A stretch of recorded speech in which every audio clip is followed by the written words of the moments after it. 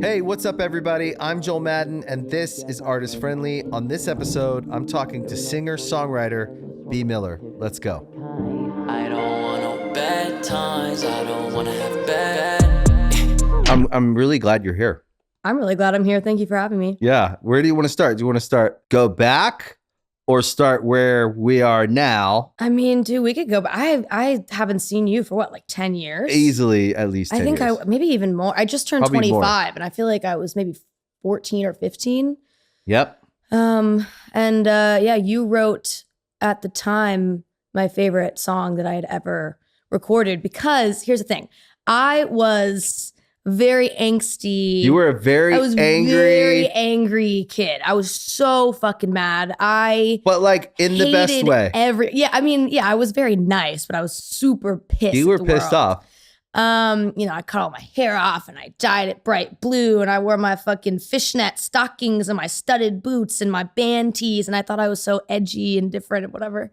And my label at the time wanted me to, be a pop star, as they do. And you were kind of wrestling with that. Yes. Yeah. And I pushed against that so hard. Honestly, I think looking back, I feel like it was more out of spite of being like, well, I just don't want to be what you want me to be.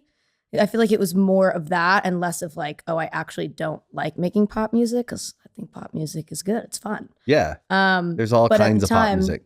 Yeah. But the idea of a pop star at the time when you're 15 is not. And you were not I that. did not want to you be were that like, at fuck. that time. Oh, no. I remember when we met. What label were you at? I was at Hollywood Records. Anyway, someone was like, will you guys write?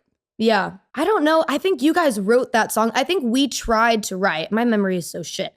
But I think that we tried to write, but you guys ended up writing a song. We have this song, Rich Kids. Yeah. And at the time, that was like the most exciting song ever. You were like, yeah. I was like, fuck sounds yeah. like a I was fuck like, you let's song. go. Because I was just recording all these like, la, la, la, I love you, hee, hee kind of songs from my own perspective. Yeah, yeah. And so then to be like, fucking hate rich kids. I grew up poor. Like, ooh, you guys suck. And I'm pissed about it. Really felt very good to me. I actually did it on my last tour, my most recent tour. Oh, you did? As my little surprise song because I actually have a fan who at every single one of my shows, either she's there or she sends somebody she knows who's going to go to the show there with a sign that says play Rich Kids. And it kind of became this ongoing joke for many, many years. Because obviously that song's like such an old 10 song. or 11 years old Yeah. now. And it really probably doesn't capture like as an artist where you're at now. No, definitely But not. it's a But I sweet- did it. I it's a did it on the sweet- tour for that fan because It's she was a sweet moment.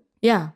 Loved Like it. you were really that kid when we met you. We were like, oh, this girl, she's pissed in the Yeah, best man. way. Like you were very nice. You left such an impression. Hence, you're here today. Yeah. So there's something to be said for that, right? Right. To have such an impression on me and Benj and everyone around.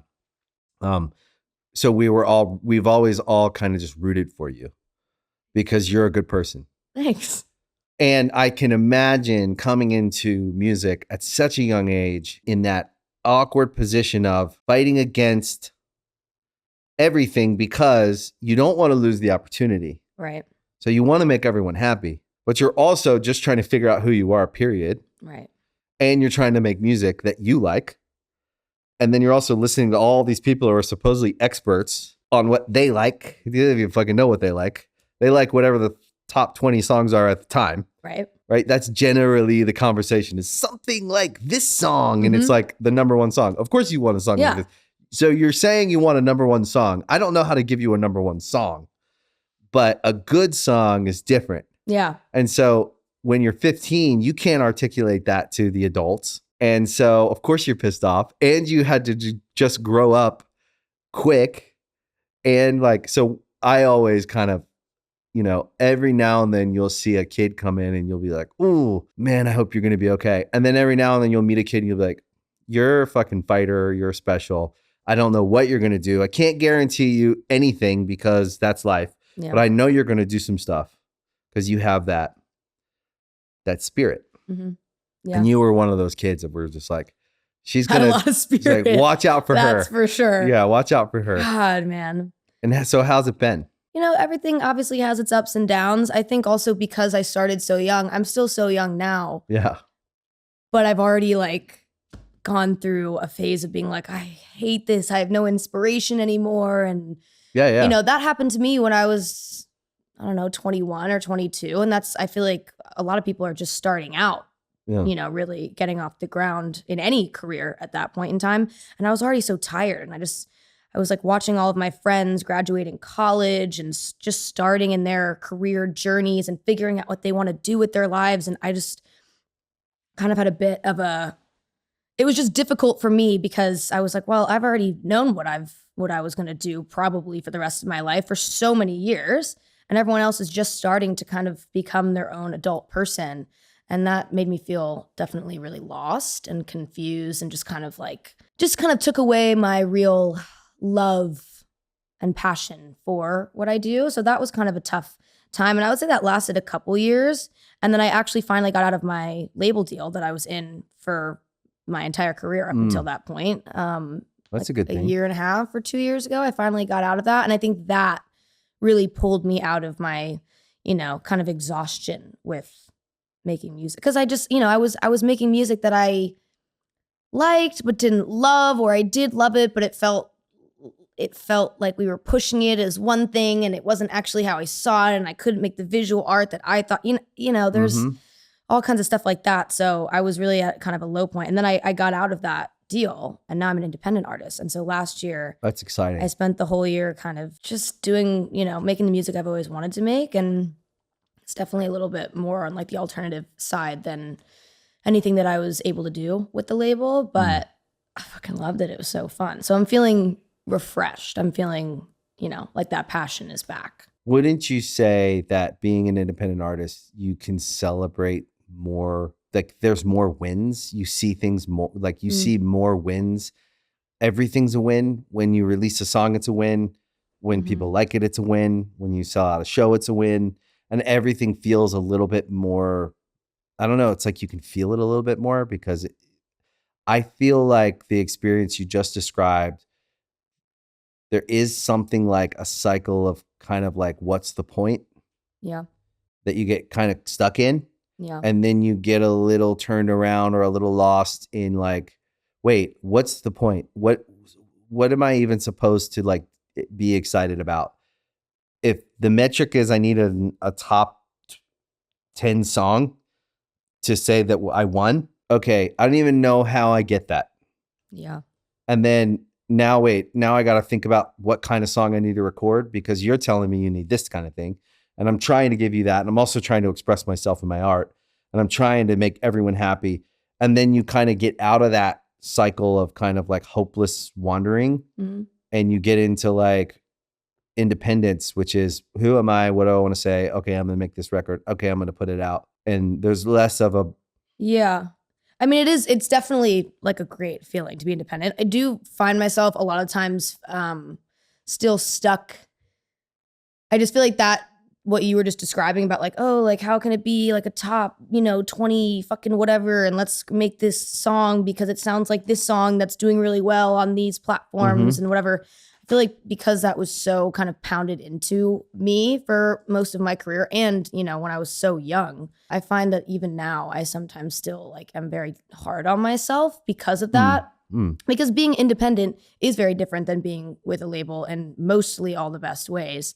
But it's like, yeah, you celebrate every single thing as a bigger win, but it also, it feels like, oh, but there's only me to blame if there's not a win, And it's like, it's difficult for me to think, okay, well, for an independent artist and for someone who kind of randomly switched up the style of music that she is making and, all these other things, like, I think that performed really well and I'm really happy with it. And it's a win because I did it myself and I made it sound exactly the way I wanted it to sound. Sometimes it's difficult for me to separate that from, but like, look at the success of these songs that I had with this label that they pushed that were very much like within what was working at the time. And it is weird when you experience like, relatively significant success when you're like 19.